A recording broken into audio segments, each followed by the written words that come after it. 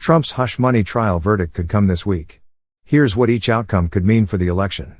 12 jurors in New York City are poised to make history when they reveal the verdict in the first criminal trial of a former U.S. president. The decision could influence some voters in a close presidential race in key swing states like Pennsylvania with 6 months until the election. Closing arguments in former President Donald Trump's hush money trial are slated for Tuesday with jury deliberations likely to start on Wednesday. Prosecutors have alleged that the presumptive Republican presidential nominee engaged in a strategy to acquire and suppress unfavorable news stories, to impact the outcome of the 2016 presidential election. Trump has pleaded not guilty to falsifying business records to cover up the purported scheme. It's the first of Trump's 4 criminal cases to go to trial, and likely the only one to be tried before the November 5 election. As the campaign barrels toward November, the hush money trial has done little to shift a tight race. That's partly because polling shows few voters are paying attention to it. In a recent YouGov/Yahoo News poll, just 16% of respondents said they'd been following the trial very closely, with 1/3 saying they were taking a mild interest in proceedings. More Americans said the trial made them feel bored or angry than interested. That's somewhat surprising given the salacious subject matter, a former adult film star detailing an alleged sexual encounter with a presidential candidate. But Trump has a long history of outrageous behavior, and if the facts of the case have not motivated voters en masse, a legal outcome of them might not either. I think even his most ardent supporters, given who he is, can believe everything they said he did, GOP consultant Chris Nicholas said. Whether it ends up being found to be felonious criminally is another story. Here's what we're watching for in the 3 scenarios that could play out.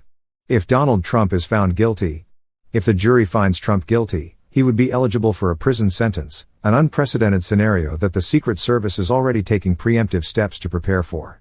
Each of the 34 felony falsification of business records charges that Trump is facing carries a sentence of up to 4 years in prison and a $5,000 fine. If Trump is found guilty, Judge Juan Merchan would have a lot of leeway. He could sentence Trump to probation, house arrest, or prison. Given Trump, 77, has no prior criminal record, many legal experts say it's unlikely the judge would impose a prison sentence. Trump would also likely appeal a guilty verdict, and any jail time would be stayed as the appeal continues through the court system, a process that could take months, if not years. Still, the case against Trump for Democrats and Biden becomes easier to make with a guilty verdict. The Biden campaign is preparing to start referring to Trump as convicted felon Donald Trump, should he be found guilty. And polling has indicated a guilty verdict could erode some support. A March Politico and Ipsos survey found that a conviction could cost Trump more than 1/3 of independents. A February NBC News poll showed that a conviction in the New York trial could trigger a big swing from 18 to 34-year-old voters from Trump to Biden. And an ABC News/Ipsos survey from late April found that 20% of Trump supporters polled would either reconsider their support, 16%, or withdraw it, 4%, if he's convicted.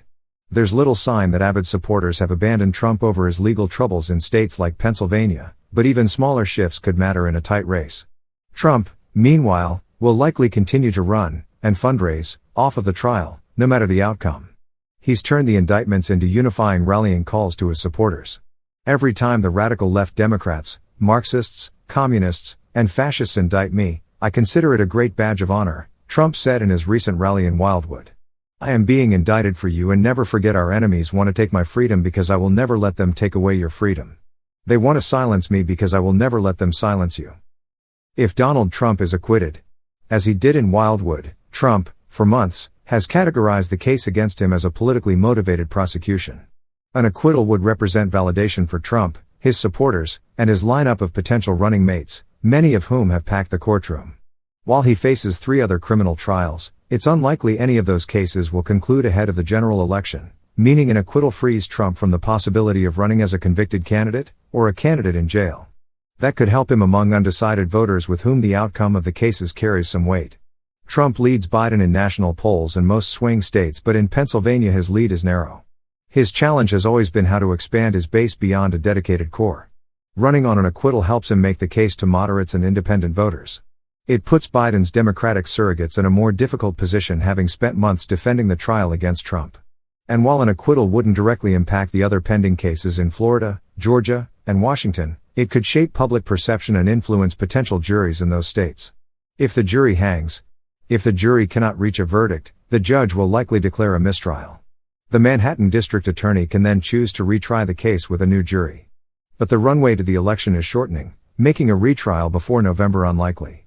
Trump would likely cast a mistrial as a win. Whatever the outcome, how both candidates respond could carry almost as much weight as the decision.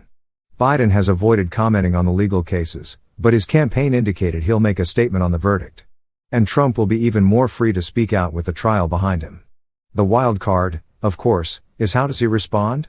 Nicholas, the GOP consultant, said. Once the verdict is in, he doesn't have the gag order anymore, so he's off to the races in terms of what he says.